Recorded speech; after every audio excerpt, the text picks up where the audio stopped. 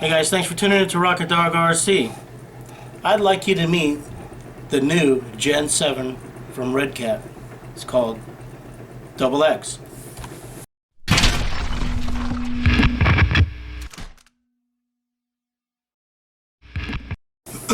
There it is, all in your view. It's all pretty much done, other than, you know, a light kit and the accessories and stuff like that. I like it. I like the way it turned out. I love the body, just the squareness of the body, and then the fancy Motorworks wheels and the Pitbull tires. But here's the thing. All the preceding weeks, you guys been watching all the upgrades for the Redcat Gen 7. Now, there are some upgrades that I put in this that I didn't do a product review on. One of them being the metal transmission gears. The reason why I didn't do those is because I didn't have them, and I just got them in a couple days ago. So while I had this all tore down, I went ahead and put them in there. Plastic gears didn't hardly have any grease on them, so I put the grease on the new metal gears and they were fine. The other upgrade that I did to this is the dry shafts. Now, I had to do the dry shafts. When I was taking the dry shafts off of the stock axles, I actually broke my tool off in one of the grub screws, which kind of pisses me off because it wasn't the Aeromax tools. It was just a dynamite hand tool. So it doesn't really piss me off that much, but it does because now I got a broken tool. So I had to get out my little butane torch, put some heat to the grub screws, and started taking off the dry shafts. And I started thinking, I was like, you know what? I wonder if these are the same length as the SCX-10-2 dry shafts from Incision.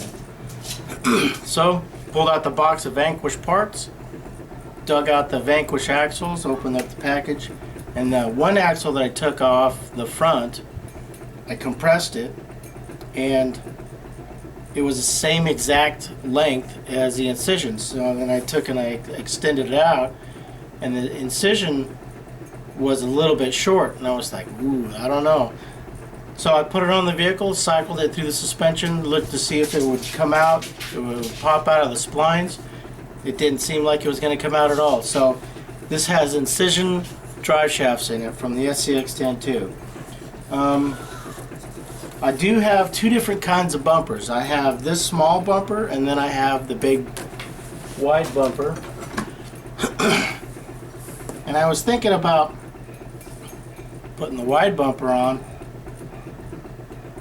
but you know, I don't know. I might just put this on the Gen 8, or I don't know what I'm going to do with this. But it's got a metal bumper on the front, metal bumper on the rear.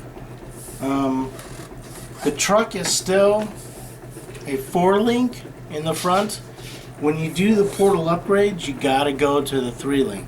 And the reason why I say that is because if you can see, as this compresses, you can see the tires turning. And that's so if I took the top link out and I put the Panhard bar, which I still do have, and I might just go ahead and do that. Yeah, and then a lot of the bumps here would disappear. But I have the Proline Pro-Spec shocks on it, and if you can see the angle of them, how they're angled back, and especially in the back and then in the front, that softens the spring rate up. So and the shock action. So this thing here feels really supple and soft. So I tested it out in the house today, and it went over. I got a sunken living room, so it kind of went over the sunken living room, climbed up and down it pretty easy, and it looked like it was going to work pretty good. It's got a full interior.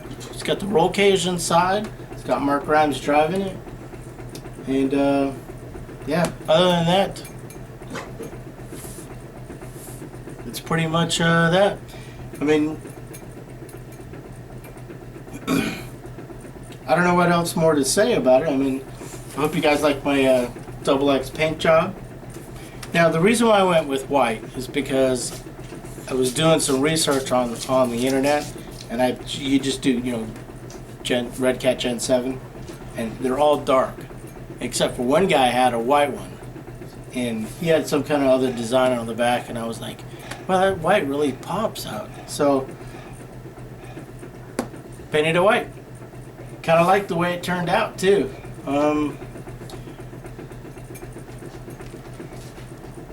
I don't know. You guys tell me if you like the paint job. You like the way it looks.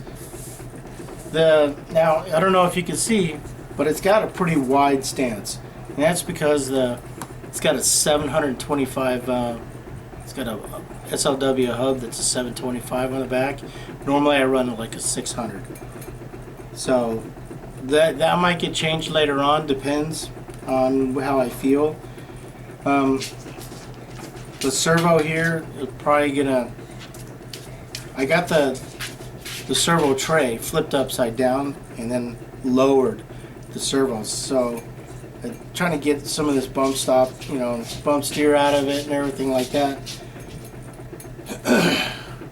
But you know, I'll probably end up just doing, you know, going back to the 3-link, just taking a single link off the top and then putting the panhard bar and I'll flip the servo tray over, because when I go to full compression, the servo arm actually hits this rear diff.